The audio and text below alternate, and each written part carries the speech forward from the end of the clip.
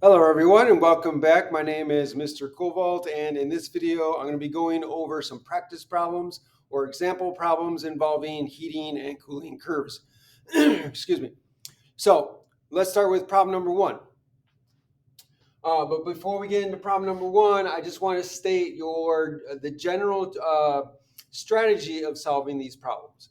The general strategy is to break up the problem into parts. So you have to pay attention to the temperature range in which they are giving you in the problem, and then break up the problem into the different parts based on what part of the cooling or heating curve you are going through, right? So if they're giving you say, for example, a substance that is solid and it's below the melting curve, and then they want you to heat it up to a temperature that's in this range here, or maybe that a temperature in this range here, you then have to calculate each part that you are heating through separately and then add those different quantities of heat together. So, for example, if I'm starting here and I end up here on the temperature range, then I would first calculate how much heat was needed to raise the temperature from wherever I'm starting to the melting point. Then I would calculate how much energy it takes to melt completely the amount of substance I'm given. And then I'm going to calculate the amount of heat that's needed to raise the temperature of the liquid that I have to whatever temperature it is giving me within this range here. And then I would add each of those to quantities of heat together, and that would be the total amount of heat absorbed by the substance if I am heating it up. If I'm cooling it, then that would be the amount of heat that is lost by the substance while it is cooling down. So for problem number one, it's asking what is the energy to melt 326 grams of ice and heat it to 100 degrees. So we're talking about we're talking about water here.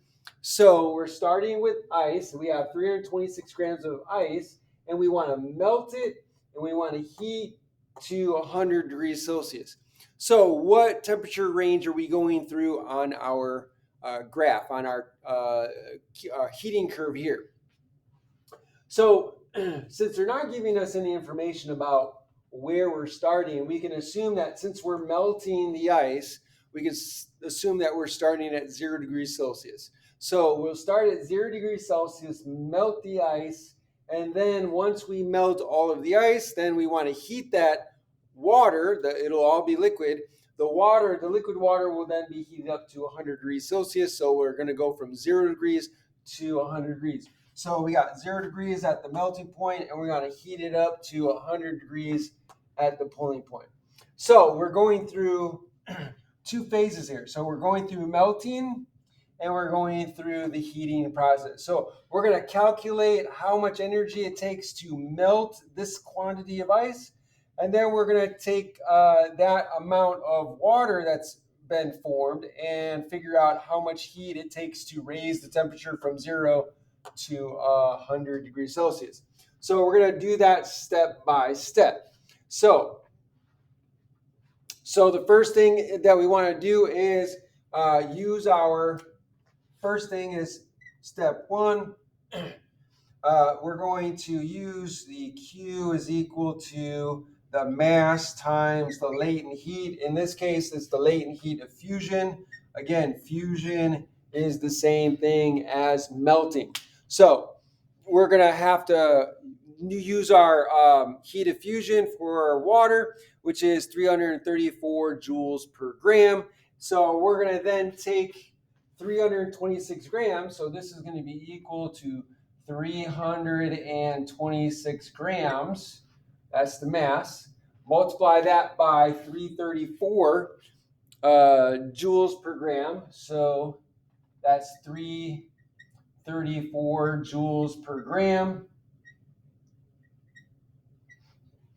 Grams cancel out, leaving us with joules, which is an energy unit. That makes sense. So the Q for the melting of this amount of ice then becomes 108,884. So I calculate that out to be 108,884 joules of energy was absorbed by the ice to melt that all of the ice. So now I have this. So my next is to find out what the quantity of heat is to raise that amount of water now from 0 to 100 degrees. So that's going to be step 2. So here I'm going to use Q equals MCAT mass times the specific heat times the change in temperature. So the change in temperature here is final minus initial. Final temperature is 100 degrees minus 0. So that's going to be a change of 100 degrees Celsius. So this is going to be equal to, it's going to be the mass again, which is 326 grams. So 326 grams multiplied by the specific heat. So here we have liquid water. So we need to use the specific heat of liquid water, which is 4.18. Again, you should have this memorized. 4.18 joules per gram degrees Celsius. And then our change in temperature is final minus initial. So 100 is our final minus initial 0. So 100 minus 0 is 100. So it's a positive 100 degree change in temperature. So we calculate this out. And when I calculated it out, I got 136,268. So I got 136,268 joules of energy. So here you can see that grams cancels out and degrees Celsius cancel out. So I'm left with joules again. And then, so that's the two parts. So I melted the ice, I heated the water, that's it. So now I have the number of joules for each of these. So now I just add that together and I get the total amount. So the total, so Q total is then equal to these two, and you add that up, it becomes 245, 152. So 245, 152 joules. So this is the total amount of heat or energy it took to melt 326 grams of ice and then heat that 320 grams of water to 100 degrees Celsius. And that's how you attack these problems. Break it up into the different parts, the parts of the graph that you are going through, calculate the amount of heat absorbed or lost by the substance in each part, and then add them all together. Okay, that's practice problem number 1. Let's go to practice problem number 2. Okay, so now for problem number 2. So in problem number 2, it's asking us determine the energy required to convert 21.1 grams of ice at negative 60 degrees Celsius to steam at 100 degrees Celsius. So we have to pinpoint where we're starting on the curve and where we're ending and see how many parts we need to go through. So we're going to be starting at a negative 6 degrees Celsius for the ice. So we're here at solid. So we're lower than 0 degrees. So we're in this area. So we're going to have to calculate this part here going from negative 6 to 0. So we got to heat it up to 0 degrees. So that's 1. Then we're going to have to melt the ice. So that's 2. Then we're going to have to increase the temperature of the water. Once it's all melted, the water is going to need to be heated to 0 degrees. So then there's this part here, but then we need to finally vaporize the water. So we're going to have to vaporize the water until we get here when all of the water is vaporized. So we're going to have to calculate 1, 2, 3, and 4. So we're going to have to do 4 calculations. We're going to have to calculate 4 different quantities of heat and then add those 4 together. So let's start with this part here. So since there's a temperature change here, we're going to use Q equals MCAT. So for part number 1, we're going to use Q equals, oops, I'm going to write an A instead of delta. So we're going to need to use mass times the specific heat times the temperature change. And so here, we're going to use the specific heat of water as ice. And so that's going to be 2.09.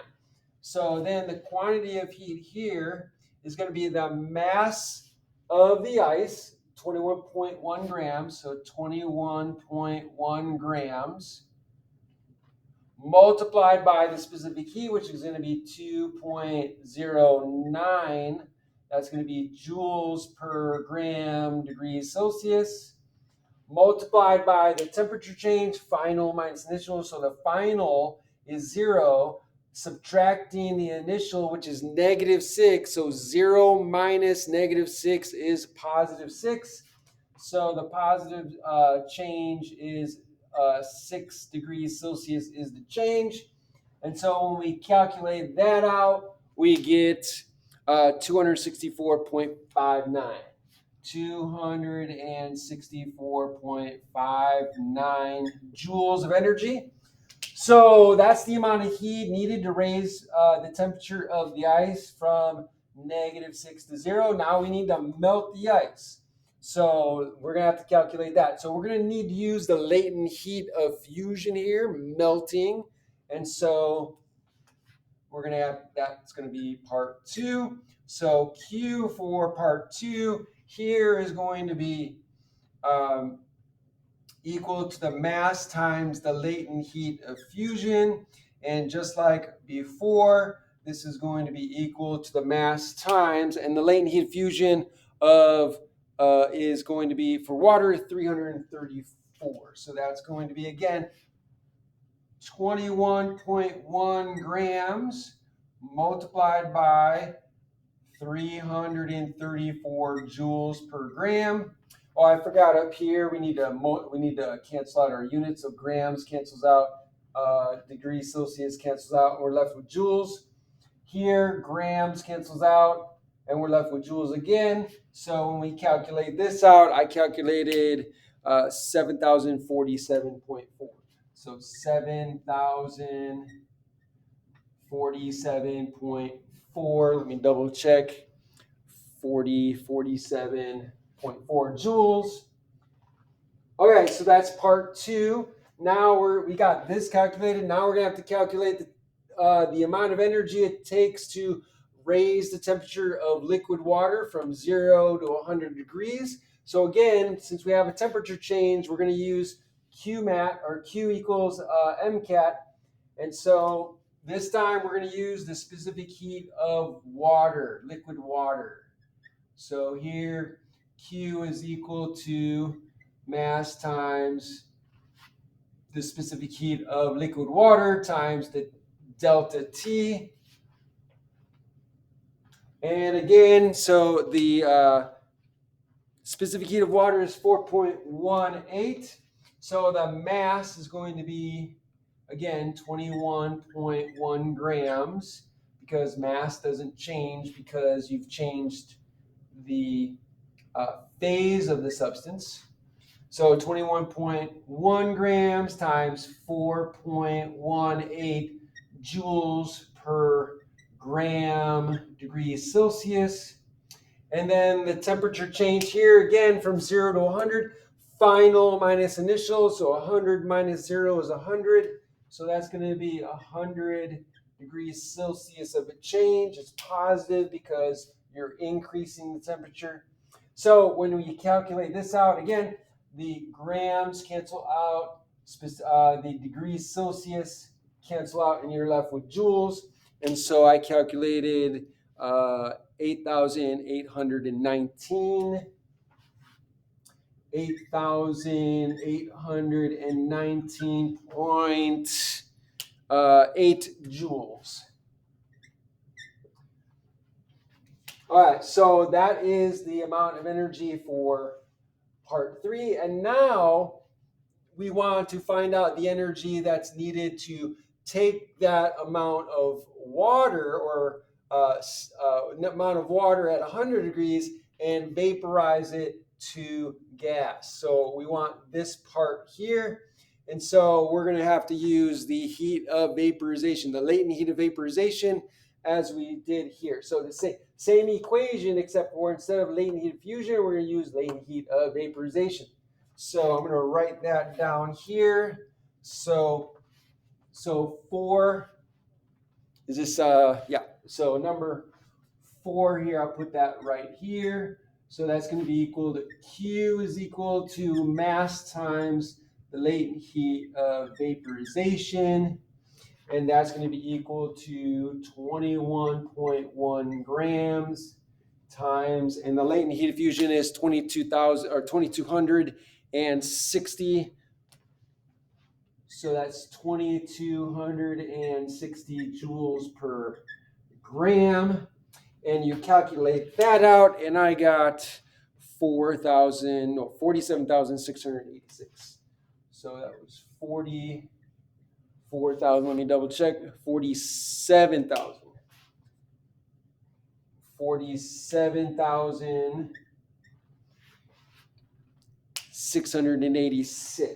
686 joules. So I've got the amount of heat absorbed at each of the 4 stages. So I've got this. So let me use a different color. Oops.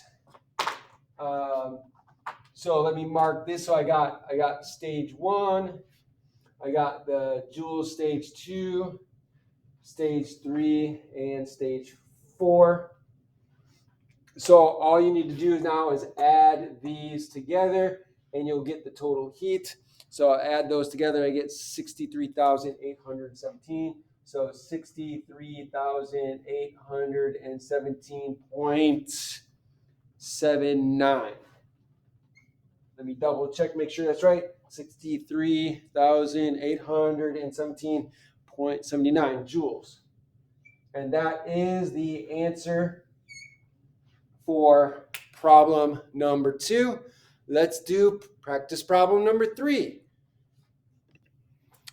Okay, so for practice problem number 3, they're asking what is the heat transfer involved when you convert 51 grams of water at 0 degrees Celsius to ice at negative 20.3 degrees Celsius. So we're starting with 51 grams of liquid water at 0 degrees. So we're down here, and we want to know how much energy will it take to go from liquid water to ice at negative 20.3 degrees. So we're down here in this area here. So we're starting here. So we've got 2 phases to go through. So we got step 1 is to freeze the ice. So we got to freeze the ice first, and then lower the temperature of the ice to 20.3 degrees Celsius. So we got 2 stages. So we're going to have to calculate the quantity for each of those 2 and then add them together. So for part number 2, since we're not changing temperature, you have to use the latent heat of freezing, which is the opposite of the latent heat of melting. So it's going to be a negative number because we're losing energy. We're losing energy in order to freeze the water. So that means that Q is going to be equal to the mass times the latent heat of freezing. And the latent heat of melting is a positive 334. So this means that latent heat of freezing is negative 334. So that's going to be the mass, which is 51 grams, multiplied by negative 334 joules per gram. grams cancels out, and that gives you a negative 17,034. So this gives us a negative 17,034 joules of energy lost by the water during the freezing process. And then next is to figure out how much energy is lost when you lower the temperature of the ice from 0 to negative 20.3 degrees Celsius. So since we have a temperature change for part number 1, we're going to use Q equals MCAT. And so at this point, since we have solid ice, we're going to use the specific heat of ice, which we said before was 2.09 joules per gram degree Celsius. So that means this is going to be equal to, again, 51 grams of the ice multiplied by the specific heat, which is 2.09 joules per gram degrees Celsius. And then the temperature change is going to be final minus initial. So the final temperature is negative 20.3. So final minus initial is 0. So negative 20.3 minus 0 is negative 20.3. So the temperature change here is a negative 20.3 degrees Celsius. And again, the reason for that is because we are decreasing in temperature. And so now when we calculate this out, grams cancels out, the degrees Celsius cancels out, and we're left with negative 2163. Negative 2163. Let's see that again. So 2163.78 joules. 0.78 joules. So a total amount here of negative 2163.78 joules was lost to decrease the temperature of the ice from 0 to 20.3 degrees. So now we've got the two quantities of heat that we want. So we just add those together. So Q total, the total energy lost from our water is 19,197. So 19,197.78 joules. So 78 joules is the total amount lost during this whole process. So that's problem number 3. Let's go on to problem number 4. Okay, so problem number 4. What is the energy absorbed when you melt 75 grams of ice at negative 5 degrees Celsius to water at 90 degrees Celsius? So we're starting below 0. So we're starting here. So we're going to have to heat up the ice until it's at 0 degrees. That's one quantity that we have to calculate. Then we're going to have to melt the ice. So that's second quantity. And then we're going to have to raise temperature to about here, which is about 90 degrees. So we're going to have to calculate the quantity of energy needed here. So we have 3 quantities to calculate.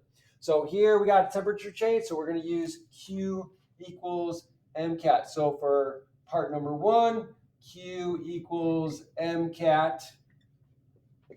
So since we're dealing with solid ice here, we're going to use the specific heat of ice. So here Q is equal to the mass, which is 75 grams. So 75 grams times the specific heat, 2.09 joules per gram degrees Celsius, multiplied by the temperature change. So final minus initial, final 0 minus the initial, which is negative 5. So 0 minus negative 5 is a positive 5 degree change. So here, so degrees cancel out, grams cancel out, and we calculate that part to be 783.75. So that's 783.75 joules of energy. Let me double check, 783.75. Okay, so then part number 2, we need to melt the ice now. So we're going to use Q is equal to the mass times this latent heat of fusion, which again, that's going to be 334. So the mass again is 75 grams times a positive 334 joules per gram. Grams cancel out and we get joules. So for that quantity of heat, we get 25,050 joules. So 25,050 joules of energy needed to melt 75 grams of ice. And now we have liquid water. We're going to raise that to 90 degrees. So temperature change means we're going to use MCAT. So Q is equal to MCAT. So part 3, Q is equal to the mass times specific heat times temperature change. This time we have liquid water, so we're going to use 4.18 joules per gram degree Celsius. So that's going to be 75 grams multiplied by 4.18 joules per gram degree Celsius multiplied by the temperature change. Final minus initial. Our final temperature is 90 degrees. So 90 minus 0 is 90. So the temperature change is a positive 90 degrees Celsius again. So we multiply that out. So degrees Celsius cancels out, grams cancels out, and we multiply that together and we get 28,215. So that's going to be 28,215 joules of energy needed to raise that amount of water to 90 degrees. And now all we need to do is just add that together. So we add all three of them together and we get 54,048. So the Q total is equal to 54,000. And let me make sure I get this right. 48.75 joules. So that is the total amount of energy needed to raise temperature of the ice from -5 and to water at 90 degrees. Let's move on to the last problem, number 5. Well, this is embarrassing. I thought I had 5 problems, but it turns out I only have 4 problems to go over. So I hope this video was helpful. If it helped you out, if you learned from this video, then by all means, please like this video, hit that like button right there, and share this video with your friends. Make sure you subscribe to my channel, hit that notification bell, and when you do, make sure you click all so you can be notified by all the videos I put out. And finally, put a comment down below in the comment section. Let me know what you think. And if you've got any questions, I would love to hear from you. Thanks for joining me. Have a great day.